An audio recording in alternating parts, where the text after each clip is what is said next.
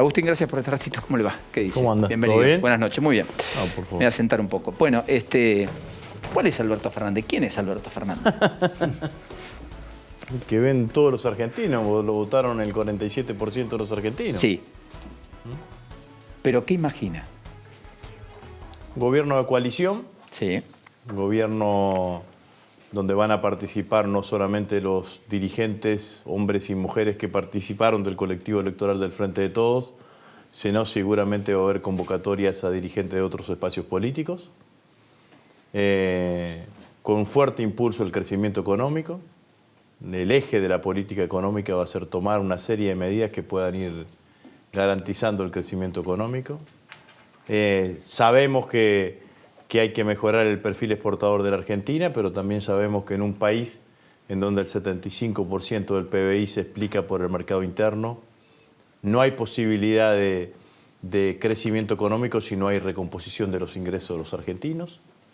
Un gobierno que va a defender a la industria, no defendiéndola, haciendo un proceso de sustitución de importaciones virtuoso, digo, no a la industria solamente que arma en la Argentina, sino una industria que no solamente arme, sino que tenga componentes nacionales para que la balanza comercial te dé claramente beneficiosa.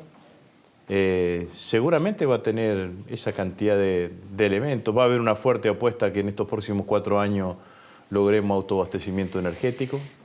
Para eso, más allá de lo que se está haciendo en Vaca Muerta, hay que impulsar mucho más lo que se está haciendo en Vaca Muerta. Pero claramente va a ir por ese camino. Va a buscar mucho acuerdo, mucho consenso. Las coaliciones, yo lo decía el otro día,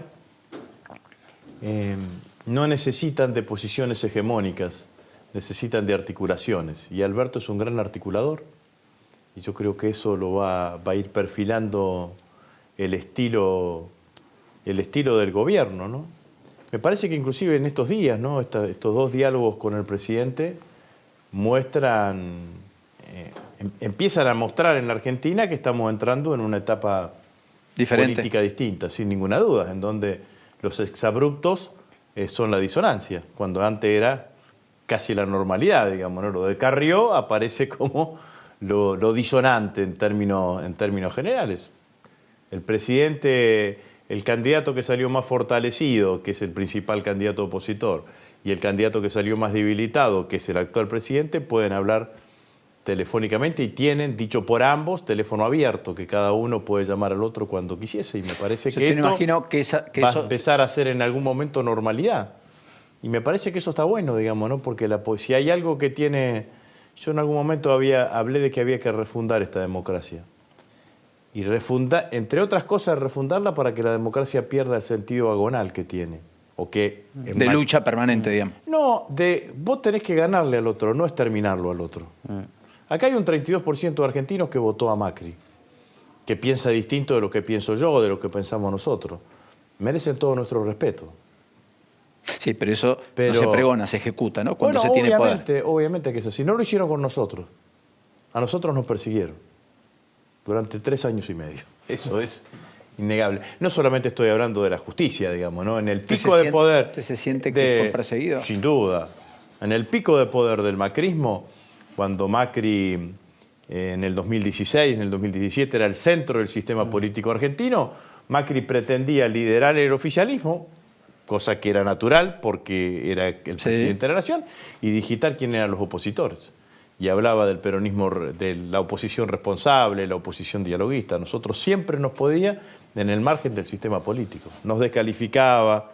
Bueno, nos ¿Y eso lo terminó beneficiando, Agustín? ¿Eso los terminó beneficiando de algún modo porque licuó, entre comillas, esa avenida del medio y de alguna manera reivindicó a los que siempre estuvieron criticando más allá de los problemas que enfrentaban en distintos sectores dentro del kirchnerismo, ¿no? Pero esa es una cuenta en que en todo caso es más mezquina, ¿no? Lo que yo estoy hablando es que la Argentina hacia adelante tiene que tener un piso mínimo de coincidencia y sobre ese piso mínimo de coincidencias ahí tener las diferencias.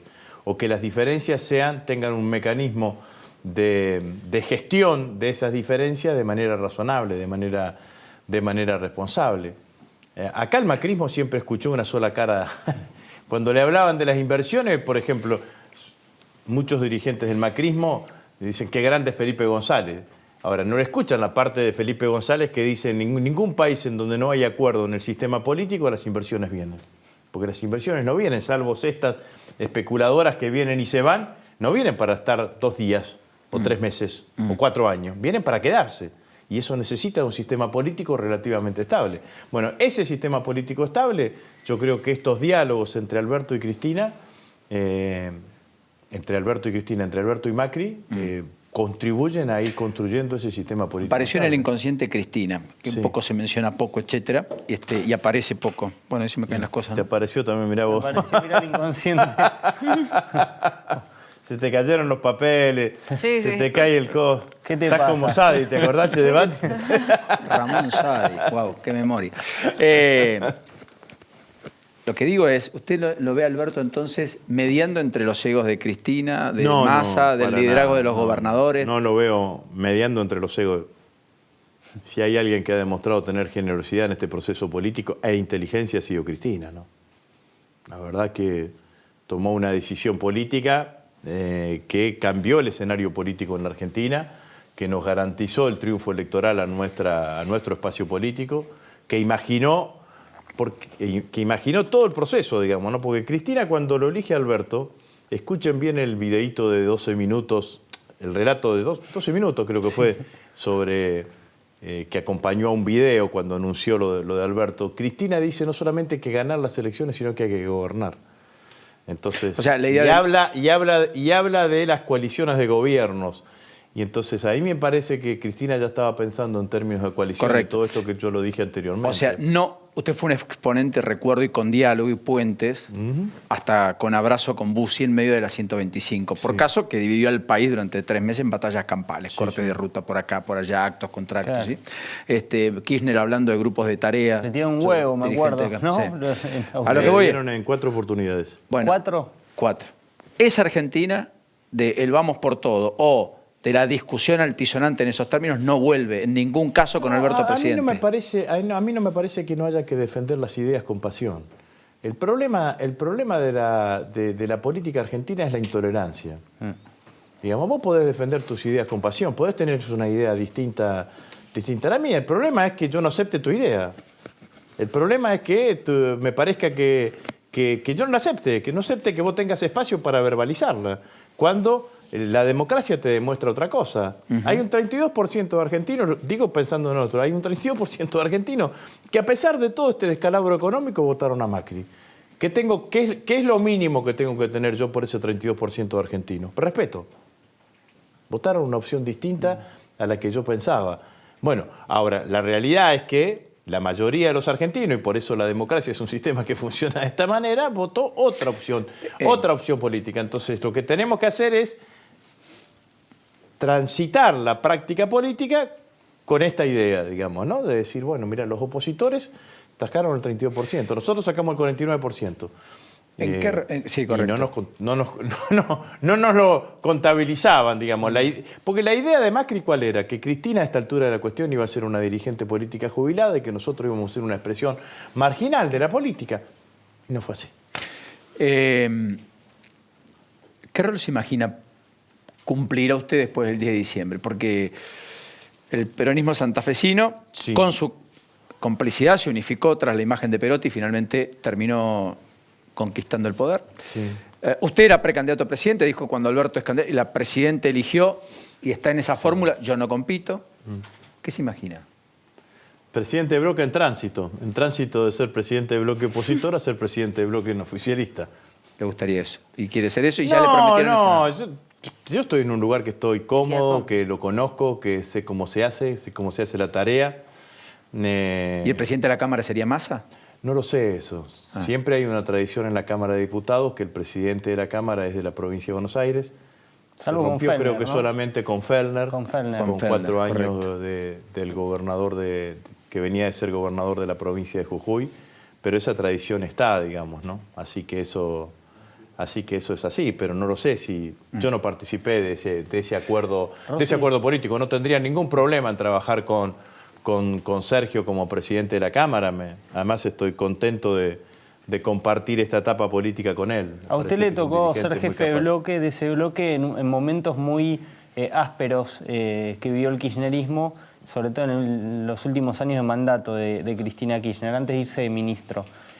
¿Cómo se imagina en esta etapa en la que se supone, usted mismo lo dijo, que va a tener que tejer acuerdos con otros sectores de la oposición, que va a ser un número muy importante? Se habla que si Cambiemos repite la elección del otro día, tendría 107 diputados, con lo cual usted ahí sí va a tener un rol distinto tal vez al de aquella época en la que tenían la mayoría garantizada y usted tenía que defender una propuesta, un proyecto político con tal vez alguna vehemencia. Me acuerdo algún discurso de madrugada, tarde en diputados con un tono distinto, ¿no? Al que se pretende ahora. No creo que se pueda modificar, digamos. Los debates en diputados en general. Eso va a seguir. Son debates intensos, es una cámara intensa y a mí me parece bien eso y la verdad que hasta disfruto de discursos opositores a lo que yo pienso bien hecho, digamos, ¿no? Porque digo, mirá de dónde sacó esto, digamos, ¿no? Eso no me preocupa. He sido presidente de bloque en todas las circunstancias. He sido presidente de bloque con una mayoría ajustada, he sido presidente de bloque con minoría, he sido presidente de bloque, acuérdese del Grupo A, claro. He sido presidente de bloque con mayorías holgadas, como fue después del 54% de Cristina, y he sido ahora presidente del bloque, siendo el principal bloque de la oposición, así que no veo que pueda llegar a tener ningún problema. Sé que cuando sos presidente del bloque oficialista, las responsabilidades son distintas porque tenés que darle estabilidad parlamentaria a tu propio gobierno, y sé que nosotros vamos a tener un número importante de diputados si repetimos esta elección, mucho más importante del que yo preveía antes de esta elección. ¿Cuántos tendría? ¿Tiene ya hecho el bosquejo? Y con este número, si sumamos todos los que conforman el Frente de Todos, vamos a dar alrededor de 120 diputados, digamos, ¿no? Así que casi en la antesala del quórum propio. Pero que vamos a tener que igual tener niveles de acuerdo y niveles de consenso. Y eso es parte de la práctica política y parte de la práctica parlamentaria, digamos, ¿no? Eso sí que no veo que tengamos que tener demasiados inconvenientes. Y si no logramos los números de los niveles de acuerdo y de consenso, tendremos que aceptar las propuestas de la oposición o la capacidad de bloqueo de la oposición, porque este es el juego de la democracia. Si me permite, llegaron los nocheros, quiero conversar un ratito con ellos también. ¿Cómo no? Está bien, que siempre viene bien. Gracias, Agustín. Hasta la próxima. Muy gentil, muy amable. Por favor.